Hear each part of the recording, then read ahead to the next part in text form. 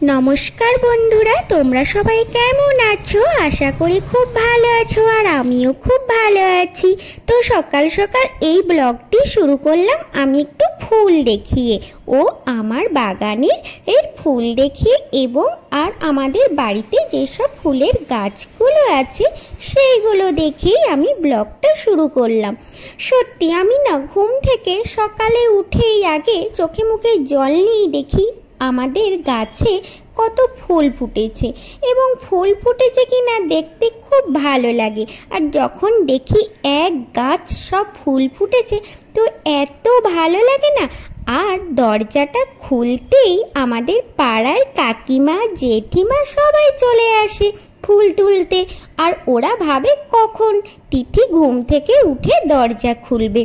আর আমি যখন দরজায় জল দিই তখনই গেটটা খুলে রাখি, কিংবা আমার বরমশাইও গেটে জল দেওয়ার সময় দরজা খুলে দেয়। তো এখন দেরি হচ্ছে দরজা খুলতে, যেহেতু এখন একটু ঘুম থেকে উঠতে দেরি করছি। এইদিকে দেখো বরমশাই বাজার থেকে নিয়ে এসছে ছোট ছোট চুনো মাছ, কিন্তু চুনো মাছগুলো না এমন টাইমে এনেছে, মানে বাজার করে তখন বাজছে প্রায় 10টা, আর আমার না রান্না প্রায় শেষের দিকে। তাই আমি কি করলাম, মাছগুলো না একটু ভালো করে ধুয়ে একটা জায়গার মধ্যে রেখে দিলাম ফ্রিজে। আর এইদিকে দেখো চিকেনও নিয়ে এসেছে, আর আমার না রান্না তখন হয়েই গেছে। তো রান্না হয়ে গেছে বলতে আমার একটা হিসাব থাকে, মানে আমার রান্না হয়ে যাওয়ার পর আমি কি কি কাজ করব, কখন ভিডিও করব। তাই আগে যেমন যত দেরিতেই বাজার নিয়ে আসতো আমার রান্না ঠিক করে নিতাম। এইদিকে দেখো বাজার থেকে এনেছে তাল শাঁস, মানে এখন যতদিন তাল শাঁস মানে উঠবে সেই তাল শাঁস তো আমার বাড়িতে আসবেই। আর এইদিকে দেখো তাল শাঁস না আমার অর্ধেক খাওয়া হয়ে গেছে, ছেলেরও খাওয়া হয়ে গেছে। ছেলে তো এইদিকে বললো মাম্মা ভিডিও করবে না, আমি তো ভুলেই গিয়েছিলাম। হ্যাঁ সত্যি তাই তো। তো তারপরে আমার তো প্রায় খাওয়া হয়ে গেছে শেষের দিকে, তখন আমি তাল শাঁস খাচ্ছি, সেই ভিডিওটা আর কি করলাম। তো এইদিকে সবগুলো না ভিডিও করা হয়ে ওঠে না। দেখো এখন তো মানে সত্যিই যে ভিডিও করতে হবে ব্লগে সব কিছু, সেটা না আর ভাবতেই পারি না। তো আস্তে আস্তে হয়ে যাবে সব কিছু ভিডিও দেওয়ার। এইদিকে দেখো আমার বরমশাইকেও জাম দিয়েছি, আমার ছেলেরও জাম খাওয়া হয়ে গেছে, আর আমার জন্য এগুলো পড়ে আছে, আর আমিও কটাই বেশ জাম তুলে তুলে খেলাম। তারপরে ভাবলাম এই মা দেখো আমি তো ভিডিও করিনি, এর আগেই যদি ভিডিও করতাম। তো দেখো এর আগেও দুবার জাম এনেছিল, আমার খাওয়াও হয়ে গেছে, কিন্তু আমার মনে পড়লে হ্যাঁ সত্যি তো ভিডিওটা করিনি। এইদিকে দেখো বরমশাই এনেছে লাউ শাক। তো লাউ শাকটা আমি কি করলাম, ভালো করে মানে ডাটা শুদ্ধ ভালো করে বালতির জলে ডুবিয়ে ধুয়ে নিলাম, তারপরে ধুয়ে জলটা ঝরিয়ে দিলাম। তো আমি প্রথমেই শাকটা বাজার থেকে আনলে ভালো করে ধুয়ে নিই, বালি টালি থাকে তো, তারপরে আরেকবার কেটে তারপরে আরেকবার বালতির জলে ডুবিয়ে ধুয়ে নিই, কিংবা গামলার জল দিয়ে ভালো করে ধুয়ে নিই। তো দেখো আমার লাউ শাকটা কাটা হয়ে গেছে। তারপরে আমি এটা মটর ডাল ভিজিয়ে রেখেছিলাম সকাল থেকেই, মানে বরমশাইকে বলে রেখেছিলাম যে যদি পাও লাউ শাক নিয়ে আসবে, তো পেয়েও গেল। তো দেখো আমি একটু গামলার জল দিয়ে ভালো করে লাউ শাকটা ধুয়ে নেব।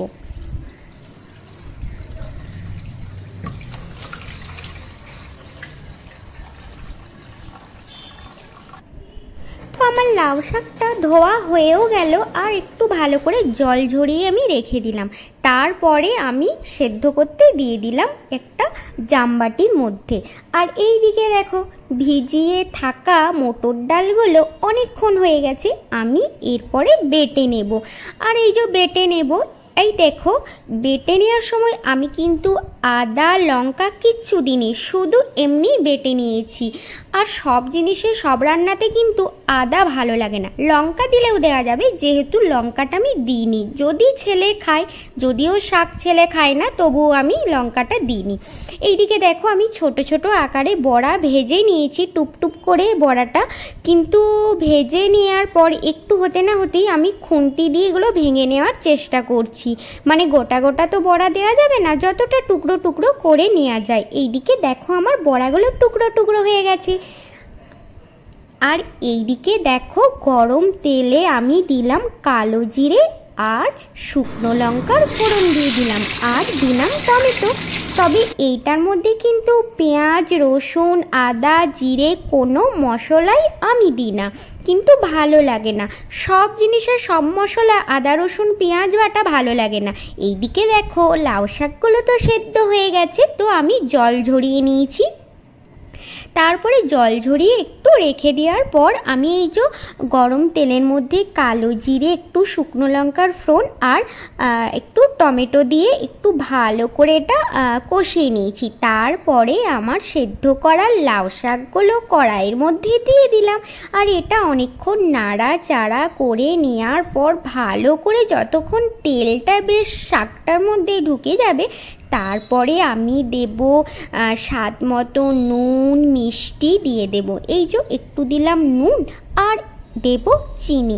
চিনিটা একটু ভালো করে দিতে হবে, মিষ্টি মিষ্টি ভালো লাগবে খেতে। আর ভেজে রাখা বড়াগুলো, মানে মটর ডালের বড়াগুলো এই লাউ শাকটার মধ্যে দিয়ে দিলাম, আর ভালো করে একটু নাড়িয়ে চাড়িয়ে বেশ ভালো করে রেখে দিলাম, আর চিনিটা দিয়ে দিলাম। তো চলো, আমি চিনি দেওয়ার পর নুন মিষ্টি সবই তো দেওয়া হয়ে গেল, আর ভালো করে নাড়িয়ে চাড়িয়ে একটু ঢাকা দিয়ে দেব। তবে একটু সামান্য জল দিতে হবে, বেশি না, যেহেতু লাউটা সেদ্ধ হয়ে গেছে। একটু বড়াগুলো, মানে মটর ডালের বড়াগুলো যাতে মাখা মাখা হয় শাকটার মধ্যে, তার জন্য একটু সামান্য জল দিয়ে দিলাম। তো একটু জল দেওয়ার পর আমি এটা না ঢাকা দিয়ে দেব। তো চলো, আমি এইটা লাউ শাকটার মধ্যে ঢাকা দিয়ে দিই, ততক্ষণে ঢাকা থাক, আর আমি চুনো মাছগুলো বেছে নিই। তো দেখো আমার চুনো মাছটা কিন্তু বাছা হয়ে গেছে, যেহেতু আমি না বাছিনি, মানে এত সেদিন এনেছিল, কালকে এনেছিল তো 10টার মধ্যে, তাই আমার আর কি এগুলো বাছা হয়নি। চুনো মাছগুলো আমি ভালো করে ধুয়ে ফ্রিজে রেখে দিয়েছিলাম একটা জায়গার মধ্যে, তার পরের দিনই আর কি বাছছি। তো এই বাছা হয়েছে দেখো, এই তবে একটু গলে গেছে জানো তো। যেদিন এনেছি সেদিনই বেছে নিলে ভালো হতো, কিন্তু টাইম ছিল না বাছার মতো। তো দেখো আমি চুনো মাছগুলো বেছে নিয়েছি, তারপরে বেছে নিয়ে ভালো করে ধুয়ে নিয়েছি।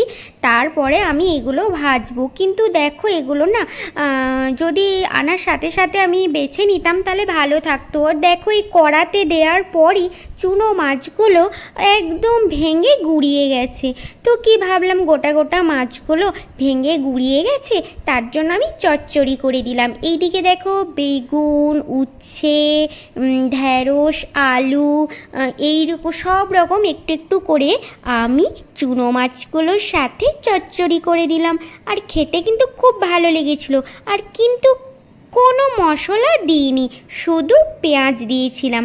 তো দেখো এই যে এগুলো ভাজা ছিল, আর এইদিকে নুন, মিষ্টি, হলুদ, পেঁয়াজ দিয়ে একটু নাড়াচাড়া করিয়ে আর সাথে চুনো মাছগুলো কিন্তু দিয়ে দিয়েছি, আর খেতে খুব সুন্দর হয়েছিল, বেশ ঝুরঝুরে মতো। যদিও মাছগুলো গোটা গোটা ছিল না, ভেঙে চুড়ে গুঁড়িয়ে গেছিলো, তো কিন্তু ভালোই লেগেছিল। এটাই ছিল আমার আজকের রান্না। তো দেখো কেমন লাগলো সেটা কিন্তু অবশ্যই বলবে। হ্যাঁ, আজকের মতো টাটা, বাই।